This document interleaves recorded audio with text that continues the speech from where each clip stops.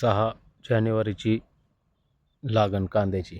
गेल्या वर्षी आपण असं पाण्यातनं ॲव्हेना न्यूट्रीमिक्स सोडलं होतं. त्याचा गेल्या वर्षी चांगला रिझल्ट भेटला, त्यामुळे ह्याही वर्षी आपण तयार केलं आणि ते सोडतोय. बाकीची जे आपण सोडतो ते खूप महाग जातं.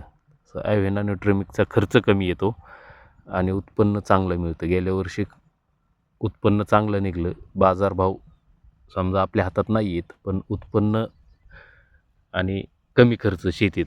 आता ती काळाची गरज आहे. त्या हिशोबाने आपण ॲव्हेना न्यूट्रीमिक्स हे 12-13 रुपये लिटरनी पडतं. एका वेळेस 20 लिटर सोडलं तरी त्याचा 300-350 रुपये खर्च येतो. बाकीचं सोडायला गेलं की त्याचं 800 आणि 1000 आणि 1200 आणि 1500 रुपये प्रत्येक पाण्याला काय ना काय सोडायचं म्हटलं की त्याचा खर्च वाढतो. ह्याच्यात ॲव्हेना न्यूट्रीमिक्समध्ये सगळेच कंटेन येत आहेत.